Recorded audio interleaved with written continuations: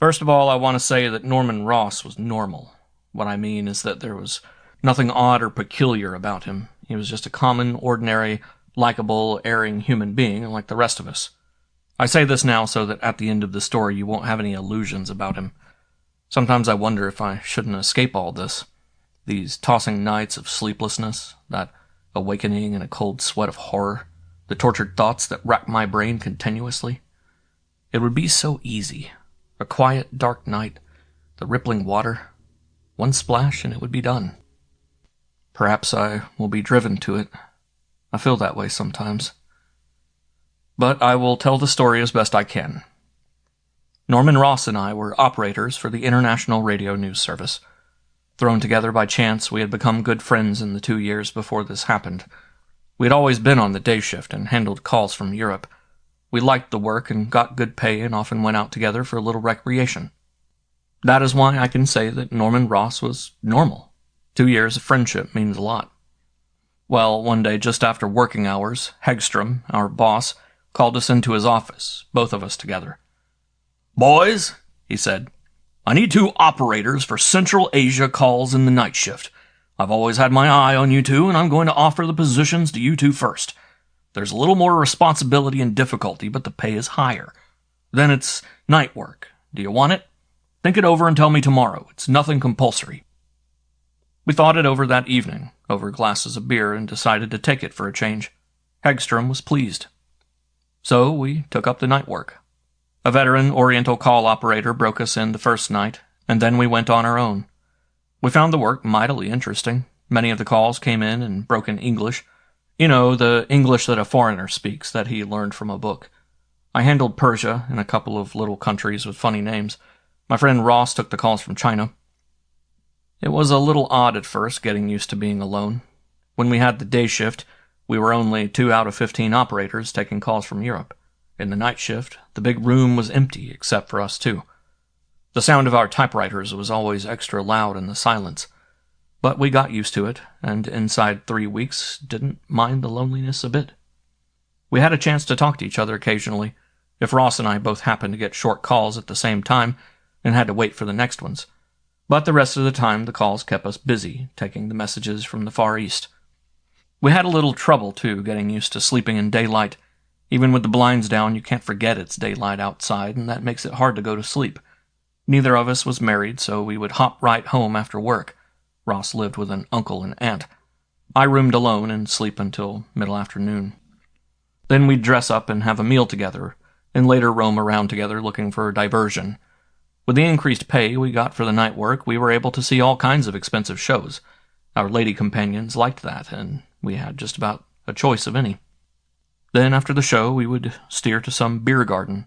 Thank the Lord Prohibition was repealed 10 years ago, and laugh and talk the hours away.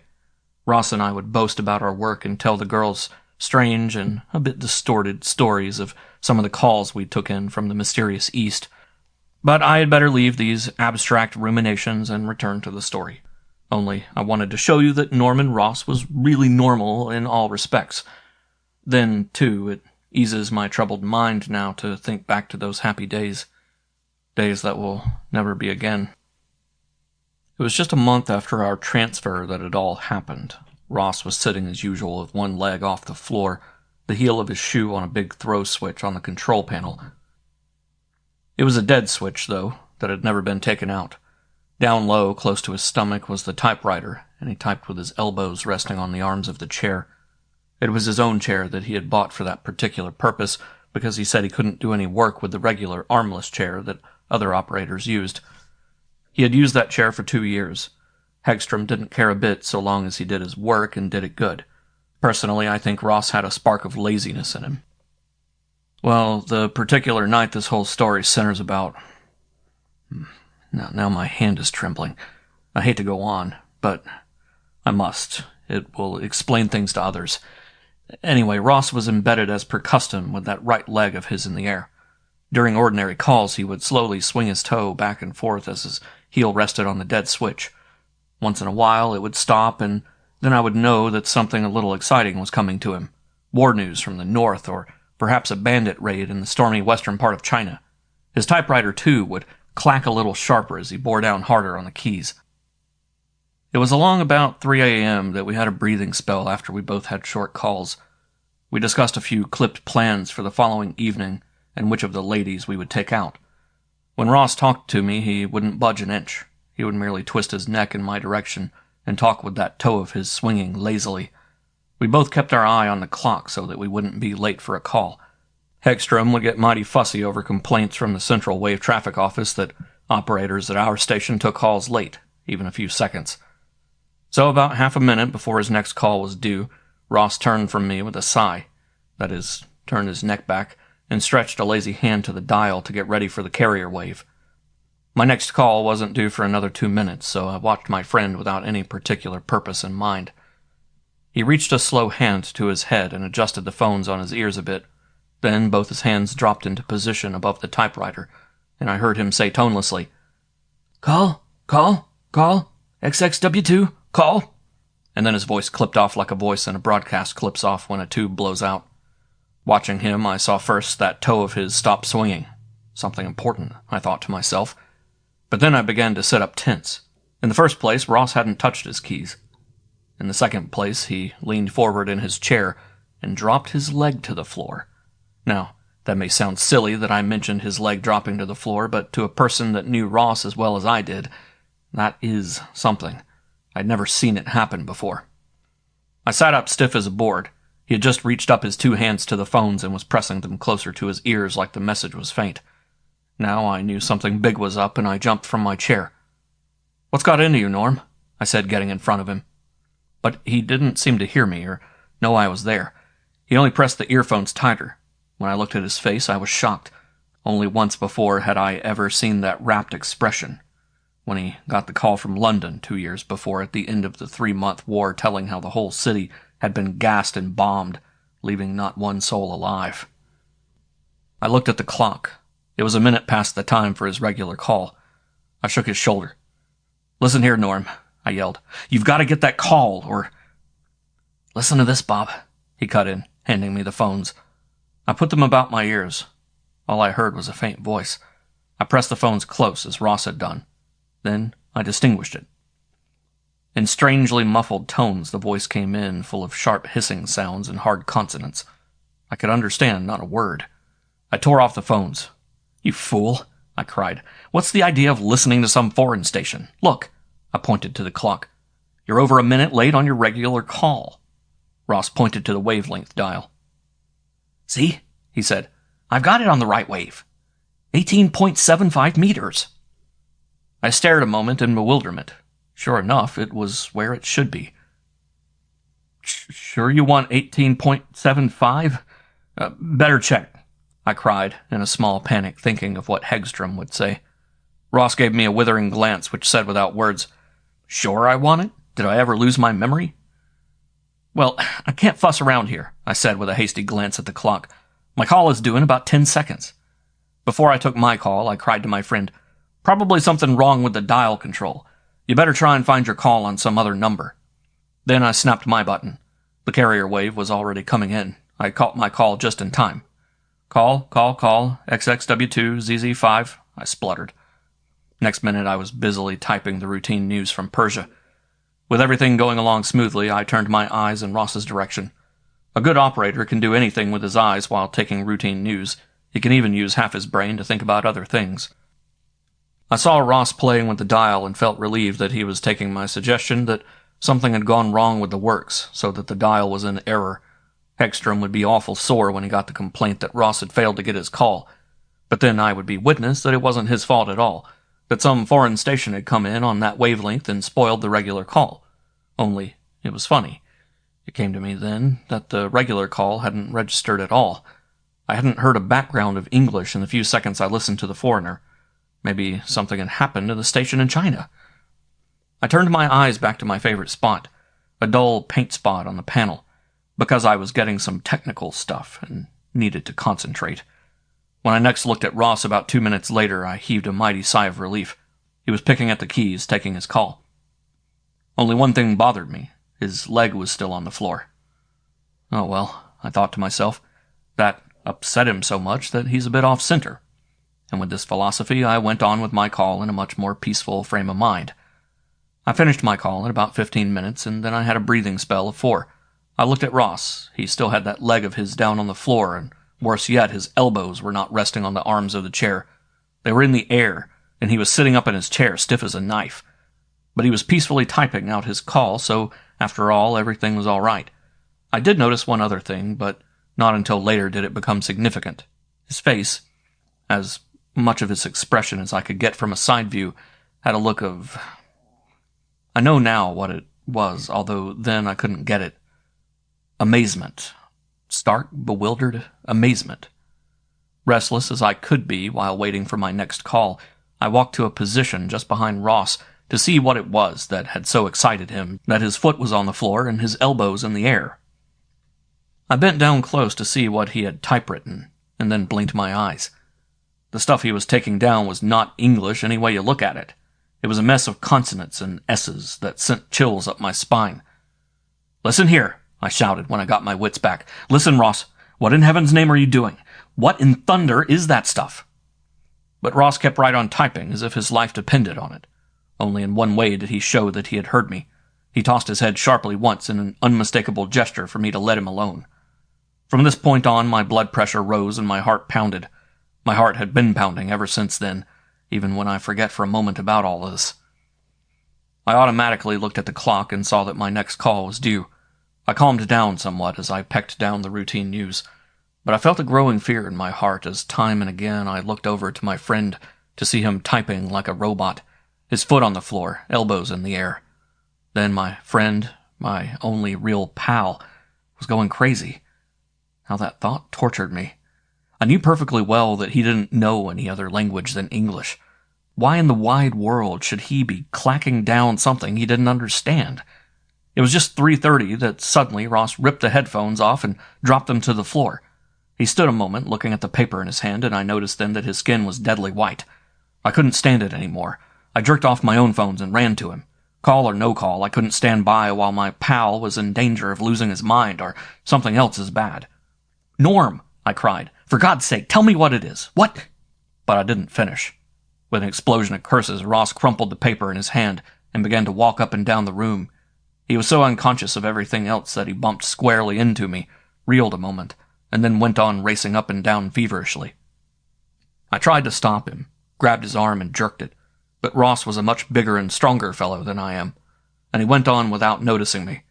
He didn't shake me off, you understand, but just tore on as if he hadn't even felt my hand. I didn't say anything because I had lost my voice looking at the terrible picture of his face twisted in some agony of his mind. Then he began to speak, throwing his hands about hopelessly and swinging his head like a maniac while I just stood there, out of the path of his walk, panting like I had run 10 miles, and listened. "Great God in heaven!" he cried in a voice that I hoped never to hear again in reality, although I hear it every night in my tortured dreams. "It can't be! It's impossible! I'm going mad! I am mad! What did I ever do to deserve this? How can it be? Oh, how can it be?" For a while he just repeated those things until I wanted to scream out in frenzy, but I didn't do a thing. I could see he was beyond my reach, beyond anybody's reach. Then his voice changed. It became low, full of intense energy, ominously quiet. "What did he say? He said the weather had become frigidly cold, that it would not be long, that soon the ice would cover the whole earth." Then he stopped a moment, his eyes burned maniacally. "But I know something about geology.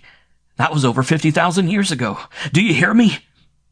He wasn't talking to me. He was talking to himself. "Do you get that? 50,000 years ago." His voice became low and intense again, so that my blood turned to water. "What did he say? He said to his friend that the land was being flooded with creatures, maddened men and frenzied animals, that were retreating before the ice. The ice. But, good God, I tell you that was 50,000 years ago." Then his voice became high-pitched and sobbing. "Oh, dear Mary and our one God, release me from this mad dream. Save me from the destruction that will overwhelm me. How can it be? It's impossible. How can it be?" He repeated that dozens of times while he rumpled his hair and ground his teeth. I mustered up courage and grabbed him by the shoulders. Next moment I was spinning backward and hit the wall with a thump. I fell down and stayed there, looking up at Ross with an expression that I sometimes wonder could be. I know my eyes became salty with tears of mental agony. Maybe it was blood that I sweated out that night. Then I heard him again, head to one side, staggering like a drunken man. The radio was only invented 25 years ago. This was 50,000 years ago. What did he say? He said to his friend that this would probably be his last broadcast as the heat coils were running out. Goodbye, he said. Goodbye, my friend. Civilization is doomed. The ice will cover all. But I know something about geology, I tell you. That was over 50,000 years ago. Do you see what that means? He paused as if expecting an answer, but I knew, my chilled brain told me, that he wasn't talking to me, didn't know I was there. He was still arguing with himself. You see, it means that I have received a message broadcast 50,000 years ago, just before the ice came. That's what it means. Do you hear me? Then he fell into a senseless jargon that I knew meant the coming of the end of his mind's fortitude. It would collapse soon. And then, came his voice to me, a blood-curdling knife of a voice. And then? How can you explain that I understood that voice? Tell me that. I never heard that language before. It was just a jumble at first, and then in a flash, I understood it, just as if I had lived there 50,000 years ago. His voice became a wild shriek, a voice that a ghost might have. Ah, Savior! God, how can it be? How can it be? That was all. I sprang to my feet joyfully as I could after passing through that, and ran to him. The light of madness had died out of his eyes. He had seen me and recognized me. His shoulders drooped as if he carried the weight of a world on them. With a babble of sobs and broken cries, I threw my arms around him and thanked the Lord he had been saved. He gently disengaged me. Okay, Bob, he said weakly. I'm over it now. Darn right you are, I said more calmly, realizing I must show a braver front than I had. And what's more, we're going to get out of here. I took him to the door of his uncle's house and left him there, satisfied that the crisis was over. Then I went back to the station and finished up my calls. How I had the courage and fortitude to do it, I don't know. Before the day shift came in, before I did a lot of explaining how Ross had been suddenly taken sick in the stomach and had to go home, I picked up a crumpled piece of paper from the floor, tore it into little bits, and threw the confetti in a wastepaper basket. I got the news when I went to my room. Norman Ross had committed suicide at 7 o'clock in the morning. That was an hour after I'd left him at his door. I told Hegstrom plain out that I wouldn't work that night shift anymore for love or money. He said he'd have me transferred, but would I stay one more night until he got a new man? Like a fool, I agreed. It was 3 a.m. that next night that I turned the dial to where the China station should come in that had failed once. I sat petrified for 5 seconds while I listened to a muffled voice that spoke in hisses and sharp consonants. I tore the earphones off my head, smashed them against the panel with all my strength, and dashed out of the room. I remember seeing the other operator, the one who had taken my calls, popping his eyes out. Then I was out in the cool air, panting like I had been running for hours. So it is that I wonder if I shouldn't escape at all. Tossing nights, cold sweats of stark terror, a tortured, fevered brain. It would be so easy.